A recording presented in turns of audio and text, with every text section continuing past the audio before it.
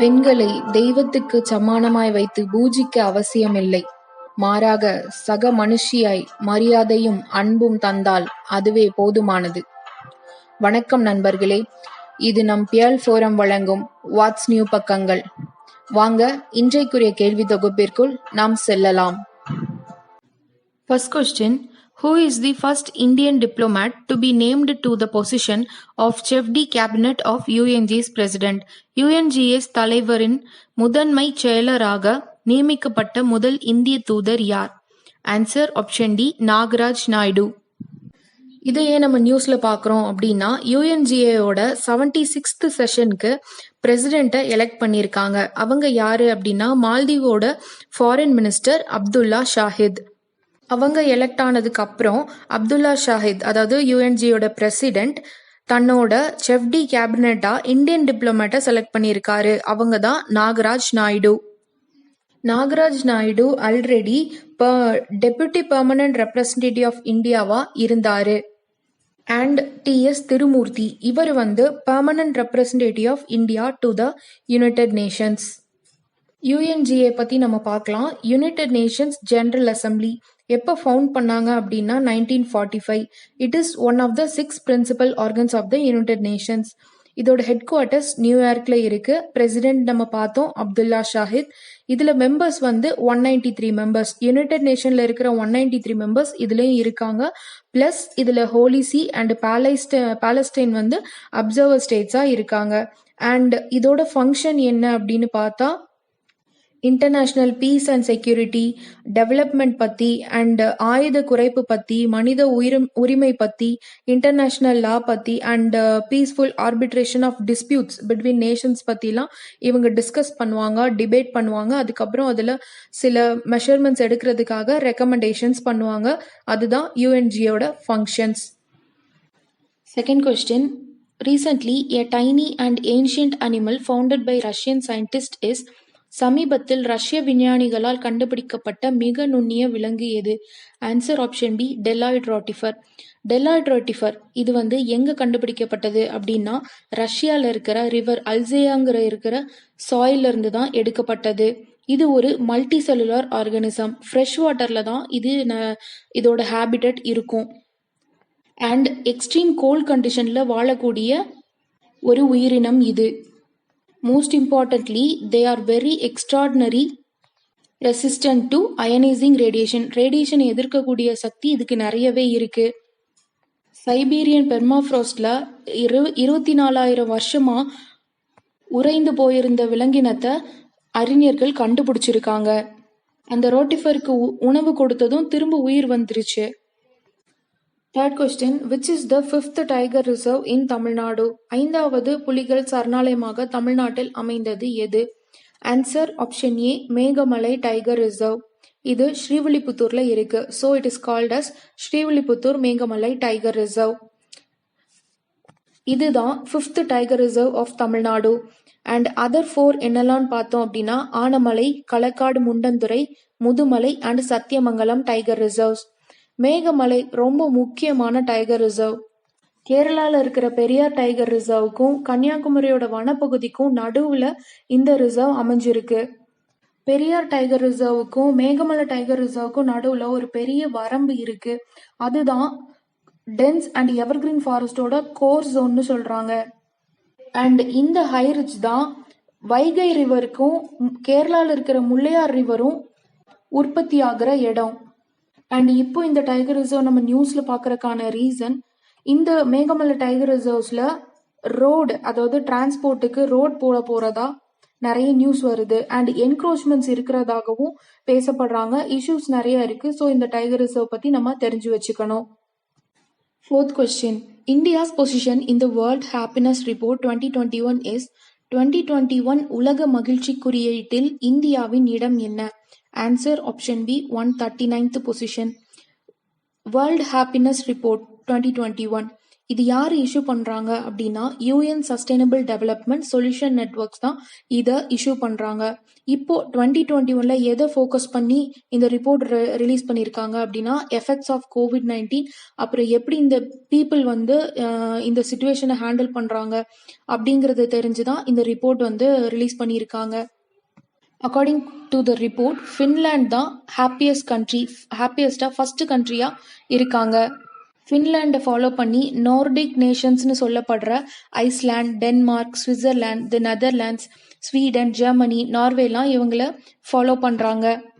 Out of 149 கண்ட்ரீஸ்ல United States 19th rank எடுத்திருக்காங்க, Pakistan 105, Bangladesh 101, China 84th position, and most unhappy country எதுன்னு பார்த்தா ஆப்கானிஸ்தான், அதுதான் லாஸ்ட் பொசிஷன் 149th.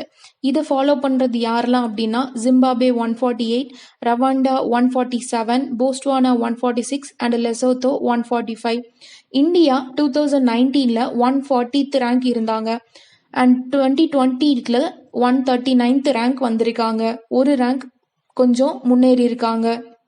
கேலப் வேர்ல்ட் போர்ல கொஸ்டின்ஸ் கேட்கப்பட்டு அதை பேசிஸா வச்சுதான் ஹாப்பினஸ் ரிப்போர்ட் ரெடி பண்றாங்க. அண்ட் அதோட ரிசல்ட்ஸ் எதையும் ஃபேக்டர்ஸா வச்சிருக்கோம் அப்படின்னா including GDP and social security of the countries. Fifth question.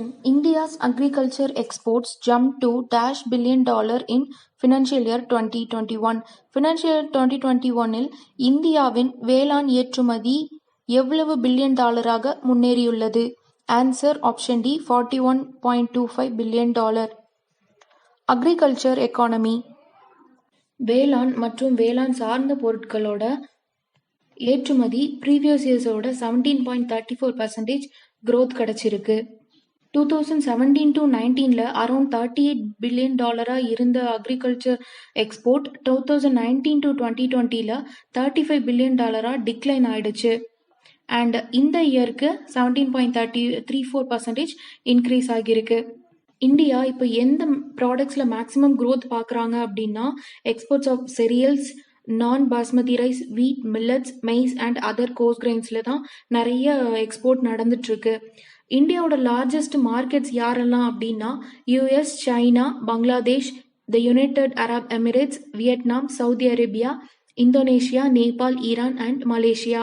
Highest growth, அதாவது ஹையஸ்ட் எக்ஸ்போர்ட் எங்க நடக்குது அப்படின்னா இந்தோனேஷியால 102.42% அவங்க தான் நம்ம கிட்ட இருந்து வாங்குறாங்க. பங்களாதேஷ் 95.93%, நேபாள் 50.49%. நார்மல் எக்ஸ்போர்ட்ஸை தவிர்த்து வாரணாசியில் இருக்கிற mango, fresh vegetables, black rice from Chandauli இதெல்லாம் வந்து புதுசாக அனுப்பப்பட்டிருக்கு.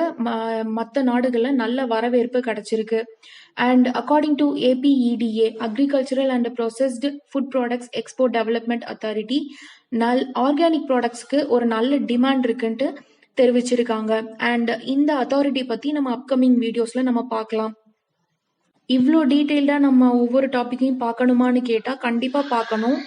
பிகாஸ் நீங்கள் வெறும் டேட்டா மட்டும் நீங்கள் படிச்சுக்கிட்டீங்க அப்படின்னா உங்களால் ஞாபகம் வைக்கிறது கொஞ்சம் கஷ்டமாயிடும். இதுவே ஃபேக்சுவலாக நிறைய விஷயம் சேர்த்து படிச்சீங்க அப்படின்னா ஒரு ஸ்டோரி மாதிரி படிக்கும்போது உங்களுக்கு ஈஸியாக இருக்கும்.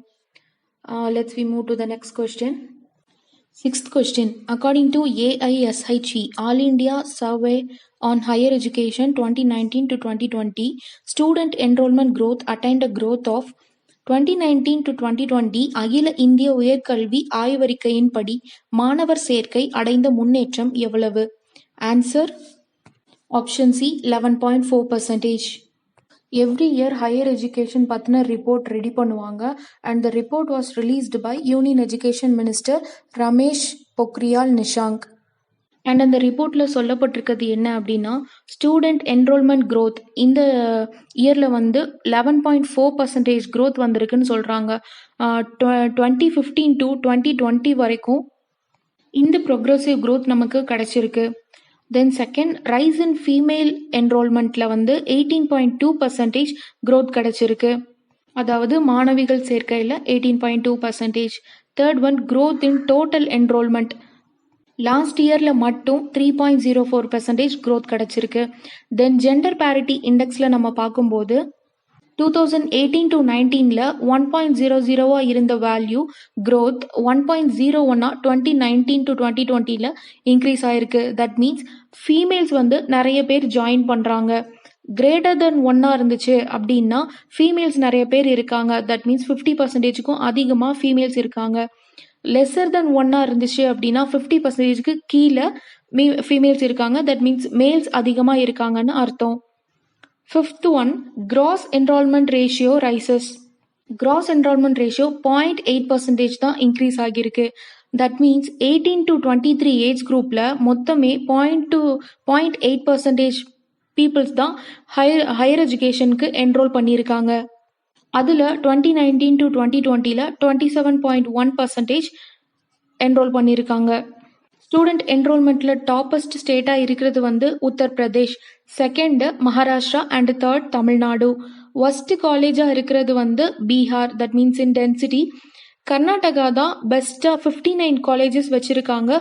ஆல் இண்டியா ஆவரேஜில் அவங்க 30 வச்சுருக்காங்க. ஸோ இந்த ரிப்போர்ட் பற்றி நம்ம ஃபுல்லாக கொஞ்சம் தெரிஞ்சு வச்சுக்கணும். 7th question, name the China's own space station. சீனாவின் சொந்தமான விண்வெளி நிலையத்தின் பெயர் என்ன? Answer option A, Tiangong. இது சைனாவோட சொந்தமான முதல் ஸ்பேஸ் ஸ்டேஷன். இந்த ஸ்பேஸ் ஸ்டேஷனை லோவர் எர்த் ஆர்பிட்ல பிட்வீன் 340 to 450 கிலோமீட்டர்ல பிளேஸ் பண்ணியிருக்காங்க.